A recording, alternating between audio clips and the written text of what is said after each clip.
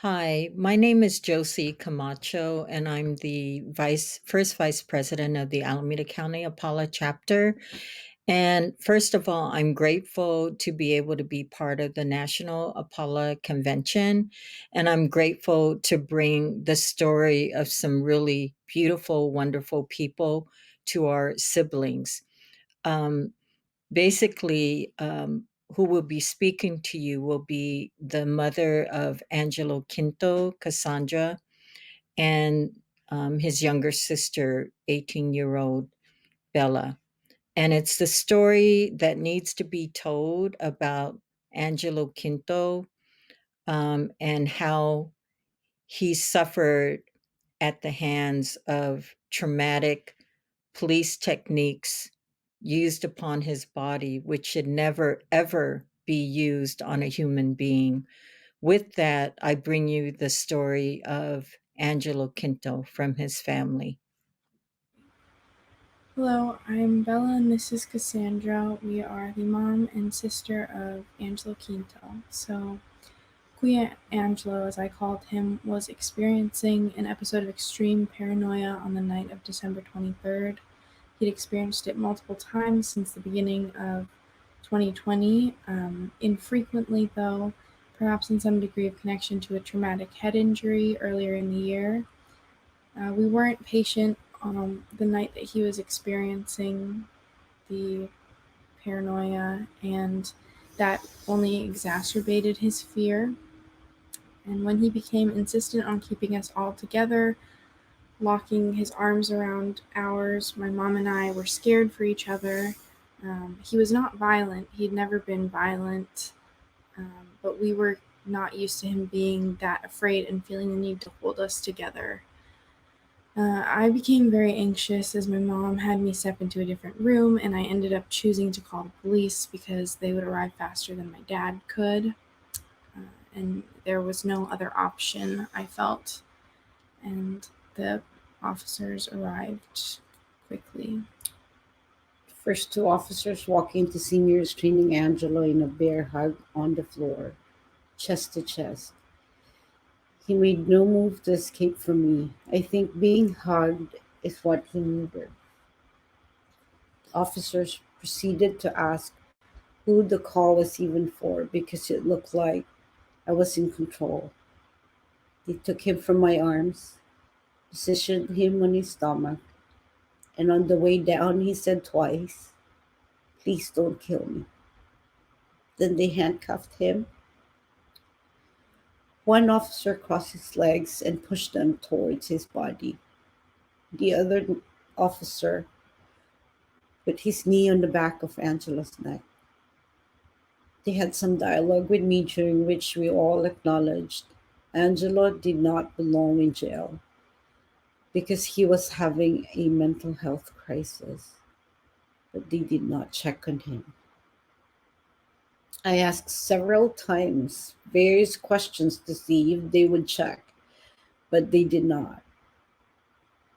After a while, the officers that had his knee and weight on Angelo grew tired, and another officer took his place. Once the paramedics had arrived, they removed their weight from Angelo's neck.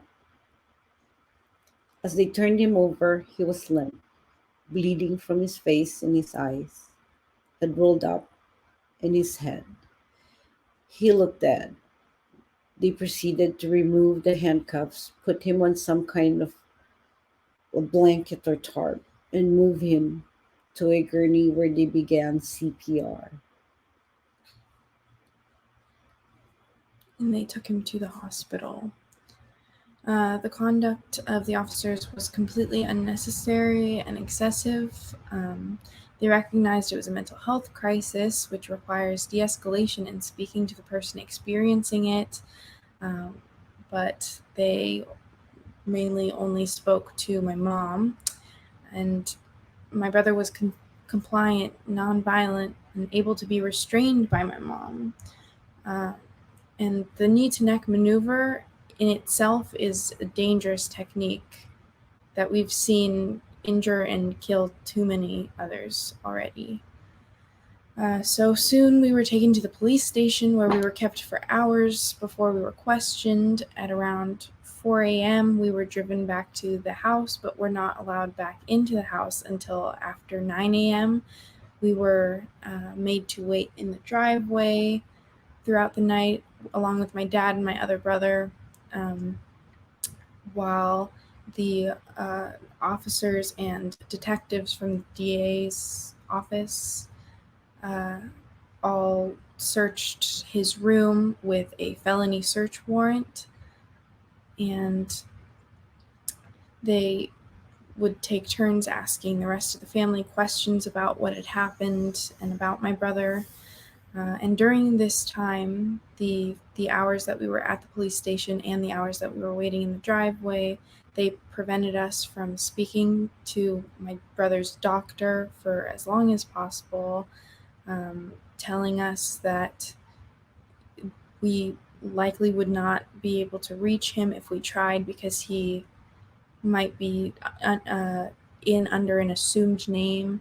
An officer said that he was not dead yet before correcting herself. And another rushed my mom off the phone when the doctor had called.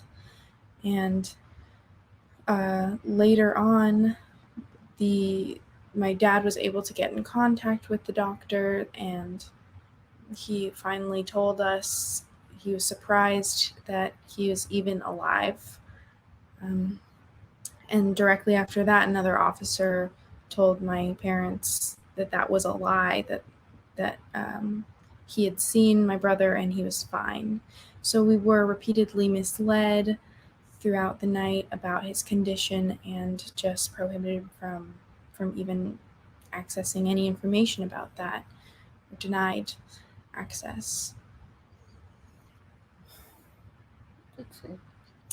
They can edit it. They can, you know. Yeah. Um,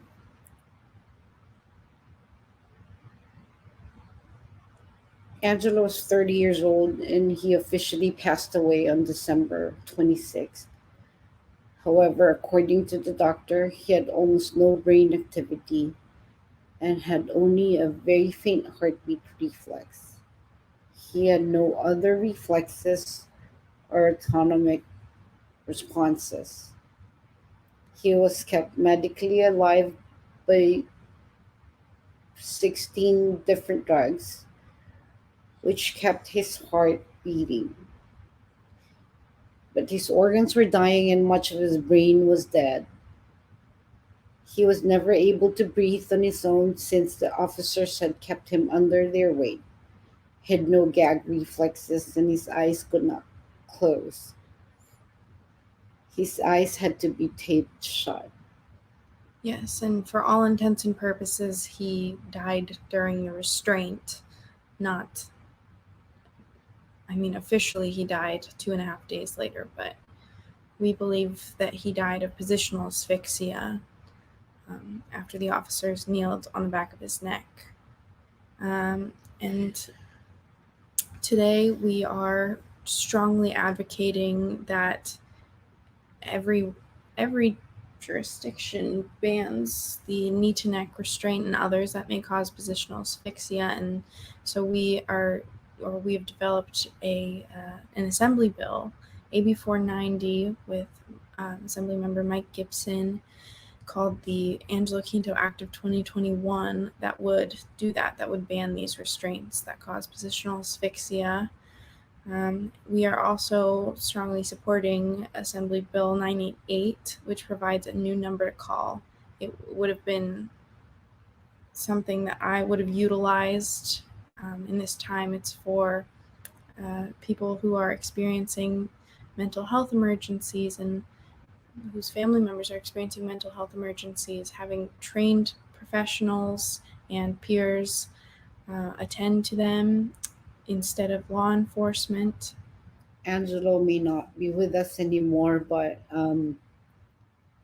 we are here. We are Angelo's voice. Thank you.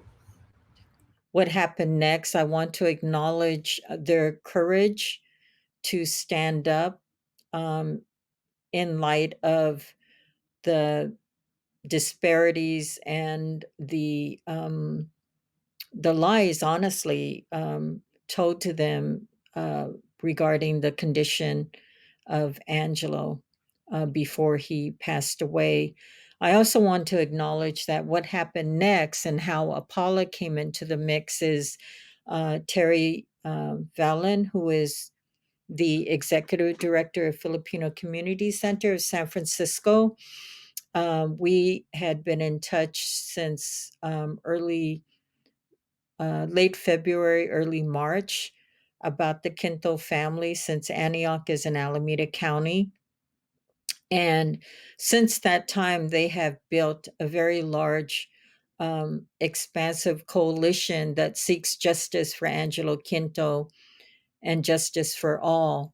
And just to highlight some points that they brought out, Assembly Bill 490, we're very grateful that Representative Assembly Member Gibson, who's based in Concord and Carson City in Southern California, sponsored this bill with then our own Assembly Member Rob Bonta.